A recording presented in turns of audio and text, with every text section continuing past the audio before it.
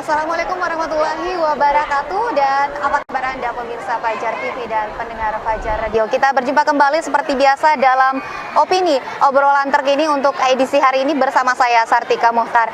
Dan hari ini Anda menyaksikan kami langsung dari SMP Negeri 30 Kota Makassar di Bumi Tamalan Permai. Dan hari ini opini mengenai SMP Negeri 30 peningkatan prestasi siswa. Terkait dengan tema kita hari ini, sudah hadir bersama saya tentunya adalah narasumber kita hari ini adalah Kepala Sekolah SMP Negeri 30 Kota Makassar, Ibu Hijriah MPD. Assalamualaikum. Waalaikumsalam warahmatullahi wabarakatuh. Apa kabar Ibu? Baik, alhamdulillah. Baik, dan pemirsa Fajar TV dan juga pendengar Fajar Radio, kita saat ini berada di Taman SMP Negeri 30 Kota Makassar, Bu. Iya. Ini suasananya sangat hijau, asri, dan tentunya sangat sejuk di jam yang saat ini seperti ini ya. Kita ingin tahu sebenarnya di awal perjumpaan kita dengan pemirsa Fajar TV juga pendengar Fajar Radio, ada berapa banyak jumlah? 1330. 1330. Ini terdiri dari berapa rombongan kelas?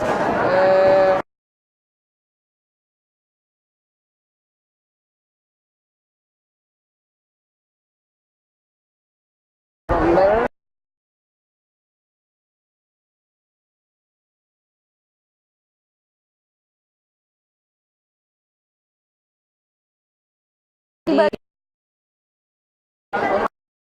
di jam yang sama, kebetulan di sini double shift, berhubung rombel tidak memuat, jadi perlakuan akademik dan bakat kita perlakukan sama. Karena sesungguhnya siswa SMP terbuka di SMP Negeri 30 beda dengan SMP terbuka di tempat lainnya ya. Karena tidak tertampungnya kebanyakan siswa SMP 30 SMP terbuka itu karena tidak tertampungnya di SMP reguler ya, sehingga yang masuk terbatas yang harus terbatas setiap penerimaan ya, Bu ya. Betul sekali. Kalau kita ini kan katanya di sip-sip tadi Bu ya. Ini terkait ini reguler mulai jam berapa dengan jam berapa, terbuka kapan gitu? Atau berapa sih sebenarnya jam kerja yang ada di sini? Kalau jam kerja di sini kita mulai dari jam 7 sampai jam 6. Jam 6. Oh, iya. Itulah yang kemudian ada yang kelas untuk reguler, kemudian terbuka di antara itu Bu ya. Betul. Iya. Terkait itu ada pembagian terbuka ada berapa banyak Bu? Siswa SMP terbuka ya. Siswa SMP terbuka 200 lebih. Iya. Ini beda dari 1330 tadi? Atau sudah termasuk? Sudah termasuk. Jadi reguler juga lebih 1330.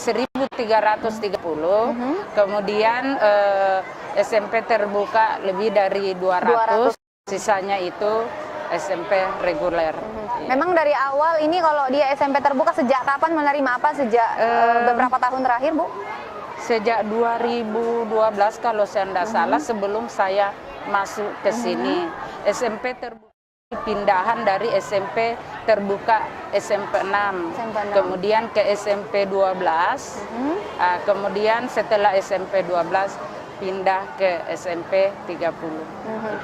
Kalau terkait dengan jumlah tenaga pendidik di sini ada berapa banyak Bu? Jumlah tenaga pendidik 76.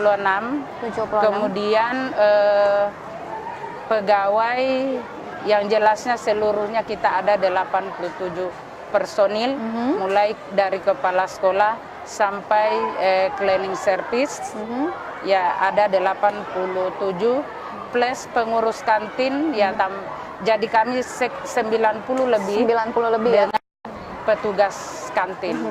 Dari total yang ada 76 orang guru, ini 1330 siswa ditambah 230 siswa atau siswa terbuka. Nah, ini memadai atau tidak, Bu? Sejauh ini belum. Namun ada juga mata pelajaran yang berkelebihan gurunya, tapi itu pun tidak terlalu signifikan. Yang signifikan adalah kekurangan tenaga pendidik. Berapa sih jumlah yang ideal? Yang diharapkan, Bu? bergantung bidang studi. Kalau mata pelajaran bahasa Indonesia masih butuh 1 orang guru. Kemudian untuk bahasa Inggris butuh 2 orang guru. Matematika 1 orang guru. Olahraga butuh 2 orang guru. Apalagi sekarang bulan depan akan ada yang pensiun guru olahraga kami. Jadi memang sangat krusial dibutuhkan adalah guru olahraga, Bu ya. Iya. Terkait dengan hal itu, ini kan tadi waktu saya sebelum kita masuk live, Bu ya, ini ada banyak kegiatan yang digelar di sini di halaman. Siswa-siswa banyak kegiatan, ada yang menari, kemudian berolahraga, ada yang latihan berbaris-berbaris. Itu semua diatur dalam program apa, Bu? Diatur dalam program pembinaan bakat dan minat siswa melalui pembelajaran ekstrakurikuler. Di SMP Negeri 30 menganut 3 pembelajaran. Yang pertama intrakurikuler, kedua kokurikuler, dan yang ketiga ekstrakurikuler. Yang intrakurikuler itu bidang akademik yang biasa kita katakan proses belajar mengajar. Kemudian setelah itu sholat bersama, sholat berjamaah. Setelah sholat berjamaah dilanjutkan dengan kokurikuler untuk kelas 8 dan 9. Untuk kelas 8 dan 9 mengadakan kokurikuler di mana saja berhubung ruangan tidak mencukupi. Karena kelas yang tadinya dipakai intrakurikuler akan ditempati intrakurikuler buat kelas 7. Nah, makanya kondisi sekolah kami seperti ini karena selain menghijaukan sekolah, buat tempat anak-anak berdiskusi sekaitan kelemahan belajar pada saat intrakurikuler. Di kegiatan kokurikuler itu, di situ guru bersama siswa saling membantu teman yang mengalami kelemahan pada saat proses pembelajaran. Ya. Ada juga siswa yang menggunakan waktu itu dengan menyelesaikan tugas-tugas yang belum terselesaikan pada saat intrakurikuler. Olehnya itulah sebabnya orang mengatakan bahwa PR tidak dibawa ke rumah.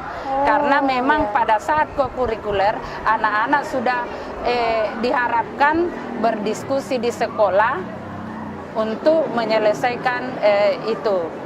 Kemudian setelah kokurikuler mereka melanjutkan ekstrakurikuler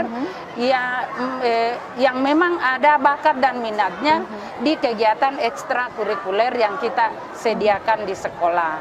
Begitu. Ada berapa banyak, Bu, untuk ekstrakurikuler yang ada di sini? Luar biasa banyaknya. Kalau yang kelihatan di panggung itu grup debat, ada bola voli, ada fashion show, ada pengkajian Al-Quran, ada remaja, ada futsal, ada apalagi paskib, pramuka, hampir semua kegiatan ada ekskul. Di sini, Bu ya? Iya, ada di hampir semua cabang olahraga. Ada di sini. Kalau tidak ada fasilitas di sekolah, ya mereka adakan di lapangan-lapangan yang dekat sekolah. Dengan sekolah ya. Alhamdulillah di BTP tersedia sarana untuk pengembangan bakat dan minat siswa. Ya betul, di sini dari tempat saya duduk saat ini, di belakang ini adalah kolam ya, kemudian taman, kemudian yang di atas adalah lapangan basket, sekaligus futsal, kemudian yang ada di hadapan kita ini adalah lapangan bola voli. Iya, kalau yang ini lapangan bulu tangkis ada 2 masih ada di belakangnya. Di belakangnya gedung yang di atas masih ada lapangan. Kemudian tadi kalau pemirsa Fajar TV dan pendengar Fajar Radio menyaksikan perbincangan kita ya dan mendengarkan kita, ini juga ada tadi ya, ada panggung seni. Iya. Panggung seni dan juga tempat untuk segala bakat dari para siswa yang ada di sini ya. Tempat mereka mengolah bakat mereka. Panggung ini disiapkan buat anak-anak yang mau tampil. Ada yang sudah mau menampilkan bagaimana perkembangan pembelajaran gitarnya, dipersilakan, olah vokalnya dipersilakan. Ya, alhamdulillah, tinggal sudah siap memang tempat colokan-colokan di situ. Kalau mereka butuh, tinggal dicolok, mereka langsung melakukan kegiatan yang mereka inginkan ya. Kalau dari segi sarana atau fasilitas pendukung dari ekstrakurikuler itu sendiri sudah tersedia ya tadi, tapi ada kekurangan kelas tadi Bu ya? Iya, kekurangan kelas. Tapi kita akan melanjutkan perbincangan kita di segmen selanjutnya. Tetaplah bersama kami di Obrolan Terkini.